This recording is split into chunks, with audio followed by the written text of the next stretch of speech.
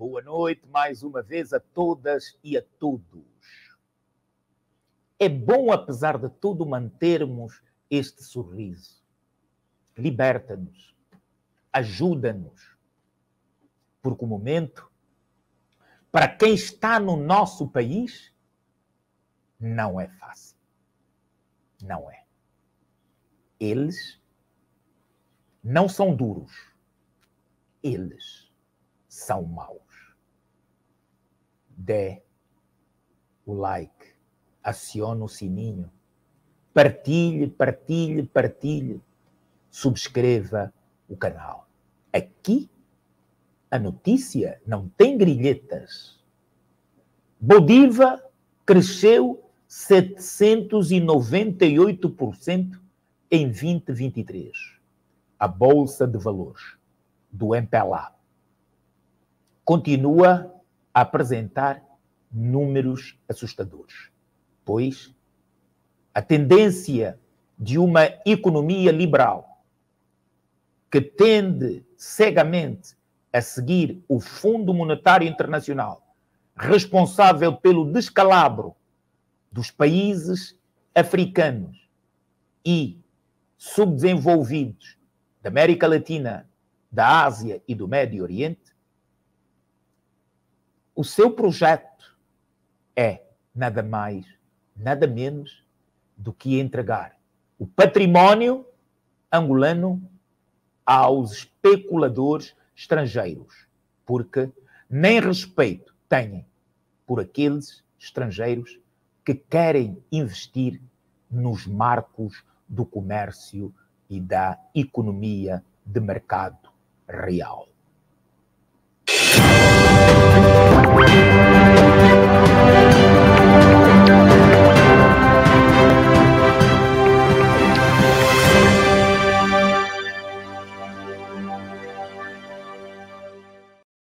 O crescimento em relação a 2022 evidencia a tendência de desempenho positivo dos últimos anos, tanto das finanças da sociedade como do mercado, lê-se no comunicado da Sociedade Gestora de Mercados Regulamentados, em que anuncia os resultados e resume relatório e contas do exercício econômico de 2023, aprovado na segunda-feira em Assembleia Geral. O volume de negócios no ano em análise cifrou-se em 7,1 mil milhões de kwanzas, derivados essencialmente pelo aumento do volume transacionado em mercado secundário, com destaque para as operações repo, assim como pelas comissões de manutenção, a negociação e custódia dos emitentes privados. Relativamente aos custos operacionais, no ano em referência, totalizaram 3,4 mil milhões de kwanzas, com destaque para custos com pessoal e fornecimento de bens e serviços, em especial de suporte à infraestrutura tecnológica.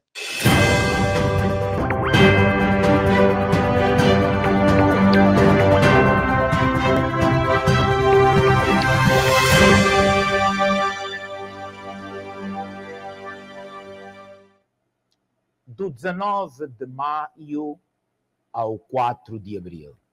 A imprensa internacional e do regime do MPLA, bem como a imprensa internacional, nomeadamente a portuguesa, submissa ao regime do MPLA, continua a ter memória curta e, por isso, esquece aquele que foi o primeiro acordo de paz assinado entre as tropas da UNITA e do governo a 19 de maio de 1991 e pelo jornalista William Toné, que mediou as negociações.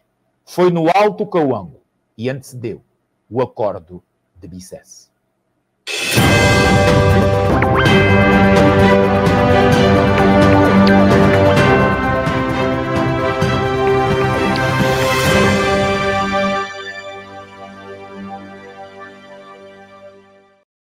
O Acordo do Alto Cauango foi um acordo importante entre angolanos.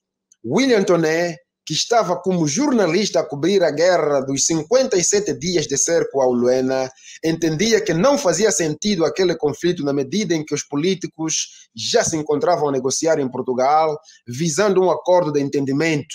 O prosseguimento da guerra poderia inviabilizar o entendimento entre os políticos e mesmo adiar a assinatura dos acordos de Bicesse no dia 31 de maio de 1991, caso as FALA, tropas militares da UNITA, e as FAPLA, tropas militares do MPLA, governo, continuassem a procurar vantagens do teatro das operações. William Toné estava preparado para enviar um trabalho para a Voz da América em Washington, quando, de repente, houve uma interferência na comunicação.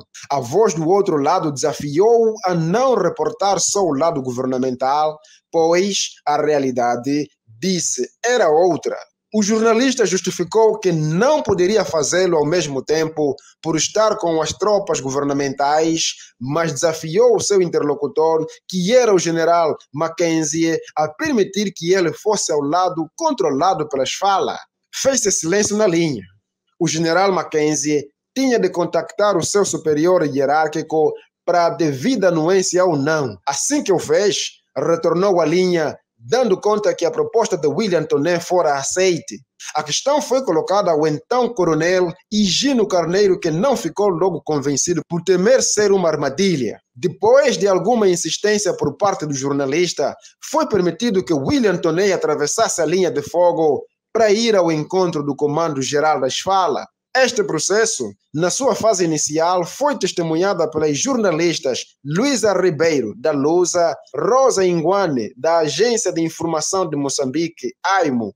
Do lado das FALA, William Toné encontrou um amigo, o general Beni Beni. Numa conversa aberta, o jornalista afirmou que o ideal seria um cessar-fogo, uma vez que se estava já a negociar em Bicesse. Beni Beni mostrou-se sensível à iniciativa e prometeu contactar Jonas Savimbi, que na altura estava no exterior de Angola.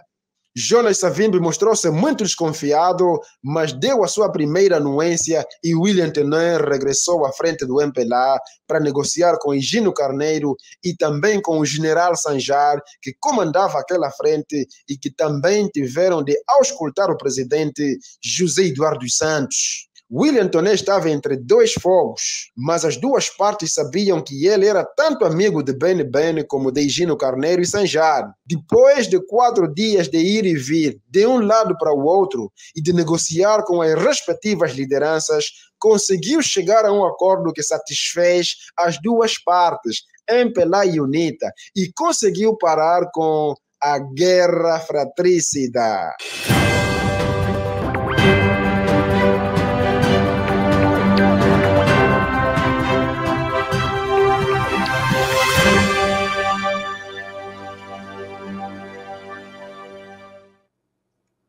Estamos safos.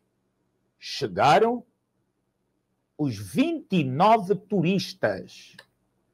O navio cruzeiro denominado CH Vega, proveniente da cidade do Cabo, África do Sul, atracou no porto do Namibe com 29 turistas que visitaram alguns pontos turísticos desta província.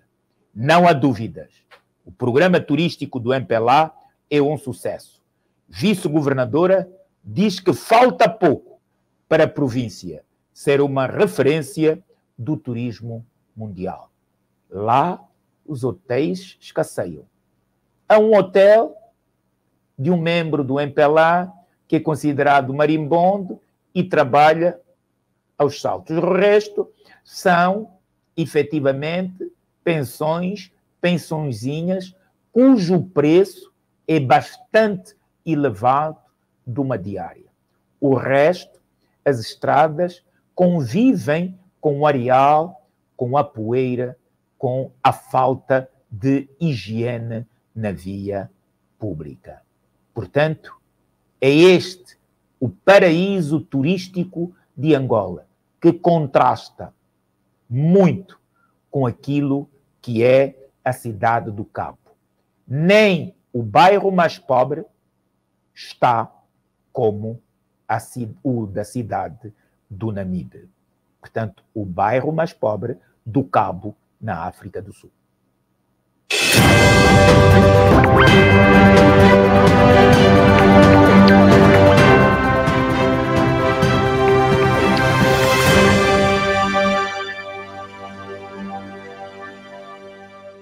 A bordo da embarcação, viajam turistas de nacionalidade portuguesa, norte-americana, australiana, russa e inglesa que chegaram a esta província no âmbito do circuito turístico Namibe Tour. Na recepção dos turistas, a vice-governadora provincial do Namibe para os serviços técnicos e infraestruturas, Emma da Silva, considerou como um passo significativo a vinda do navio cruzeiro Angola, numa altura em que as autoridades desenvolvem ações para alavancar o turismo. Emma da Silva acrescentou que a inclusão do Namibe no programa da visita coloca a província na rota do turismo internacional, uma vez que a presença dos turistas constitui uma grande oportunidade para demonstrar os recursos turísticos, como sítios, cultura, arquitetura, o povo, o patrimônio material e imaterial da região. A vice-governadora salientou que a conclusão do projeto de requalificação e ampliação do porto do Namibe vai permitir a criação de condições para a recepção de navios cruzeiros de grande porte e com maior frequência, tornando deste modo a província numa referência do turismo mundial. Um dos responsáveis da agência de viagens Travelgest, José Cabral, disse que Angola está a tornar-se num país atrativo para as companhias de cruzeiro, destacando que os portos do Lubito e do Namibe despertam o interesse das empresas do setor, referindo que o roteiro turístico inclui a Lagoa do Arco, o Cine Estúdio, a Igreja de Santo Adrião, a Fortaleza de São Fernando e a Marginal de Moçambiques. Recorde-se que na passada segunda-feira, o presidente general João Lourenço pediu ao novo ministro do Turismo, Márcio Daniel, aquilo que já tinha pedido ao anterior titular da pasta, que o titular do Poder Executivo, João Lourenço, tinha solicitado ao anterior do anterior, sendo que o presidente do MPLA, João Lourenço,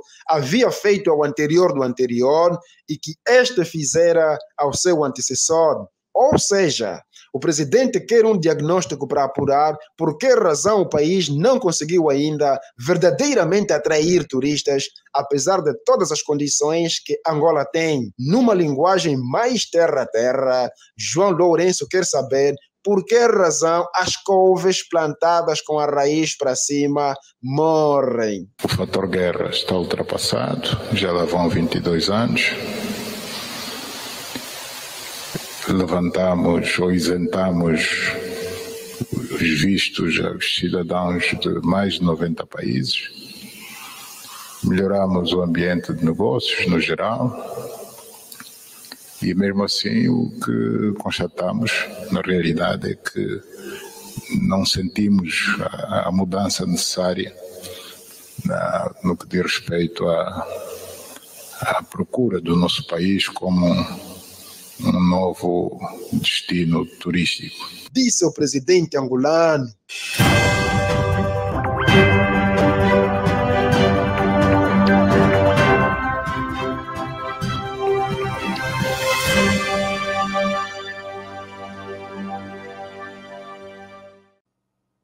Eu fico envergonhado. Envergonhado pela vergonha que estes senhores não têm. Todos os projetos que foram os turistas vêm do período colonial. 49 anos, eles não têm nada. Nem aquela sala de cinema conseguiram acabar. Está inacabado. Não tem nada à volta, senão a terra. Não conseguem plantar lá árvores. A marginal foi deixada pela colonização. Procuramos nos 50 anos, naquele Namibe, o que é que foi feito? Nada. Bom, quem vai ao Namibe deveria percorrer escassos 80 quilômetros para ir à maternidade da Welwitschia Mirabilis. É isto que é turismo. É isto que o turismo quer dizer. Mostraram-lhes obras coloniais. Mas sabem porquê? O que é que também tem lá? A maternidade da Welwitschia Mirabilis é num sítio que se denomina Pico do Azevedo. Mas será que estes senhores conhecem mesmo o país? conhecem que um dos pontos de referência do Namibe é o Pico de Azevedo, que tem plantas, sabem por quê? Porque há um polícia amante da natureza que embirra que no seu posto, quando ele está lá, tem que ter árvores. E é ele que está a plantar umas árvores ali, cuida. Quando ele está de folga, fica com medo de ir para casa, porque acha que podem matar as suas plantas. O Namibe é associado a Welwitschia mirabilis, pois lá tem montanhas que fazem ponte, umas estão acordadas e outras a dormir entrelaçadamente. Será que estes senhores sabem? Porque dali há um trajeto que pode desembocar no Parque Nacional do Iona. Sabem?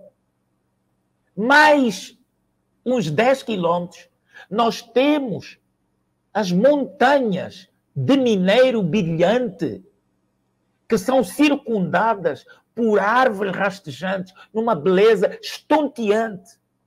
A África do Sul não tem.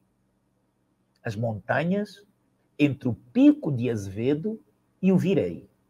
Uma coisa linda. Quando está sol, aquilo é um espelho que sobe. Estes senhores sabem, de facto, o que é turismo? Não sabem. Há 22 anos de paz e barriga vazia.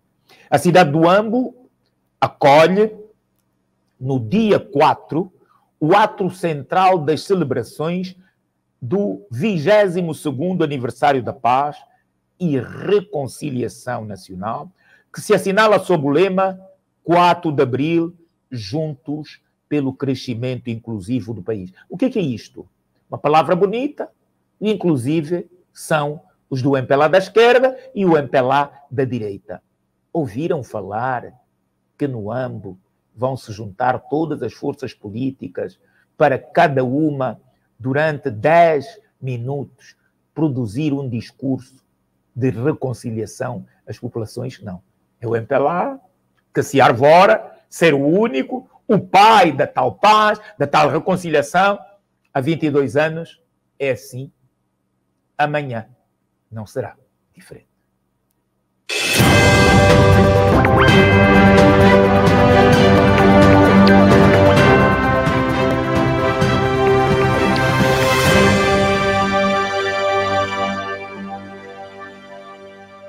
Com um palco no pavilhão multiusos, Osvaldo de Jesus Serra Vandune, nada melhor do que um general para presidir ao evento. O ministro de Estado e chefe da Casa Militar do Presidente da República, Francisco Pereira Furtado, em representação do chefe de Estado, não nominalmente eleito, general João Lourenço, e mostrando a vitalidade do Estado de Direito que Angola não é, não se pode esquecer que o general escolhido pelo MPLA também representa o presidente do seu partido, o titular do Poder Executivo do seu partido e o comandante em chefe das Forças Armadas do seu partido. Em comunicado de imprensa, o governo da província do Ambo considera o 4 de abril como uma data que marcou o virar de uma página negra e amarga da história de um povo cujo desentendimento das forças beligerantes de outrora impediram-no de crescer e fazer crescer uma nação permanentemente em luta.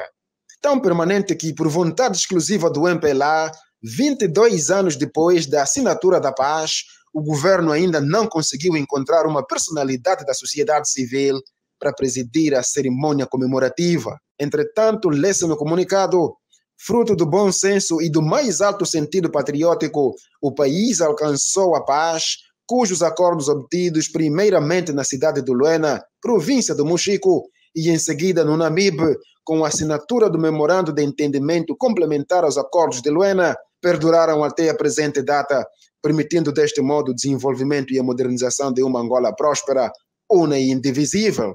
Ao celebrarmos o 22º aniversário da paz e da reconciliação nacional, o executivo angolano liderado pelo presidente da República, João Lourenço, reitera o seu firme compromisso de continuar a materializar as políticas de Estado voltadas para o bem-estar econômico e social do povo angolano e de tudo fazer para a preservação e manutenção deste feito duramente alcançado, refere o comunicado. De igual modo, conforme o documento, o Executivo reitera a valorização dos bravos combatentes da liberdade e veteranos da pátria que, com a sua entrega abnegada e tenacidade, romperam a partir das trincheiras de luta as barreiras de incompreensão e distância ideológica, colocando um fim às hostilidades militares.